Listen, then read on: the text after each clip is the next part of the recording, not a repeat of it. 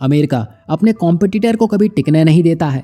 यहाँ आप अडानी को देख सकते हैं, लेकिन अभी जो अमेरिका ने चीन के साथ किया है वो भारत के लिए एक विन विन सिचुएशन होगी, क्योंकि यहाँ अमेरिका ने चीन की एक ऐसी बड़ी ड्रोन मैन्युफैक्चर कंपनी पर सैंक्शन लगा दिए हैं जो भारत के लिए एक बड़ा रास्ता खोल गया है। तो दूसरी तरफ ब्रिटेन ने इंडियन नेवी को बड़ी ताकत दे दी है, जो साउथ चाइना सी हो या इंडियन ओशन ही क्यों ना हो, भारत की रफ्तार का कोई मुकाबला नहीं होगा।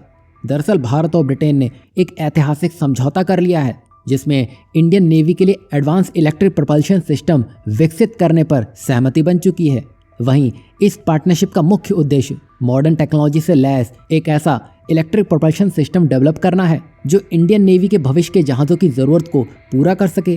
खास बात तो ये देखिए कि ये सिस्टम लैंडिंग प्लेटफॉर्म डॉक यानी कि LPDS में इस्तेमाल किया जाएगा, जिन्हें भारत के शिपयार्ड में ही बनाया जाएगा।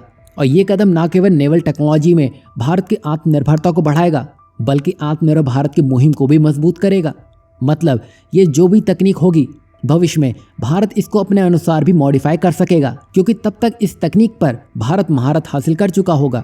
बता दें कि पोर्ट्समाउथ UK में हुई एक महत्वपूर्ण बैठक में ये समझौता हुआ है, जो स्वदेशी समुद्री तकनीकों यानी कि इंडिजिनियस मैरीटाइम टेक्नोलॉजी को बढ़ावा देने के लिए एक बड़ा कदम है।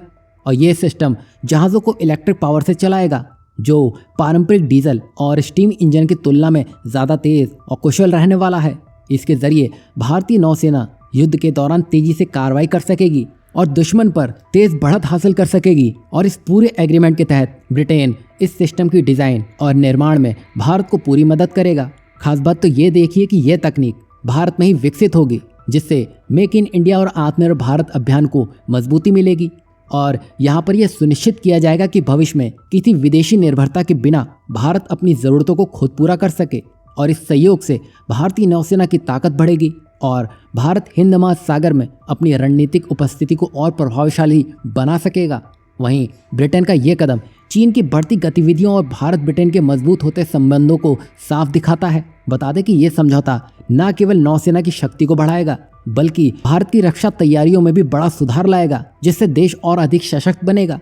यहाँ आपको क्या लगता है? यहाँ पर यह है तो वही ब्रिटेन जो FTA में देरी पर देरी किए जा रहा है, पर जब बात खुद पे खतरों की होती है तो सबसे पहले भारत याद आता है। तभी तो भारत को तकनीक दी जा रही है, बल्कि उसको ट्रांसफ़र भी किया जा रहा है। वहीं नेक्स्ट अपडेट की बात करें तो ये अमेरिका से जुड़ी है और उसके सैंक्शन से जुड़ी है, जो अब अडानी से ब्रेक लेकर चीन के पीछे पड़ चुका है।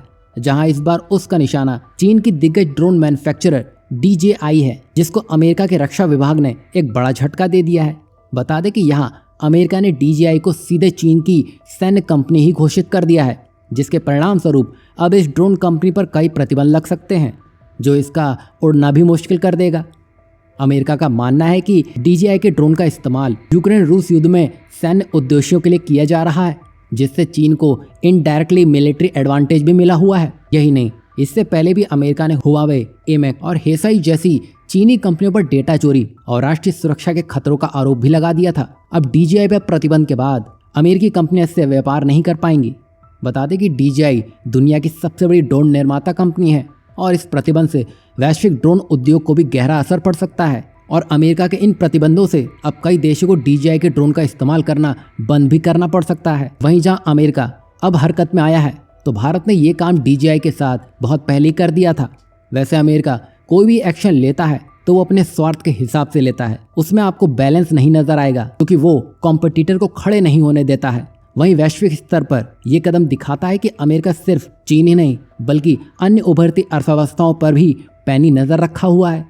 आप अडानी ग्रुप को देख सकते हैं, जिस पर हाल ही में अमेरिकी कोर्ट में एक केस भी दायर हो चुका है। अब अमेरिका अपने लॉन्ग टर्म गोल्स को ध्यान में रखते हुए अपने फैसले करता है। वैसे अब भारत को भी अमेरिका से संभल के रहना होगा, क्योंकि क्या पता अगला वार वो भारत पर ही करने की तैयारी कर रहा हो।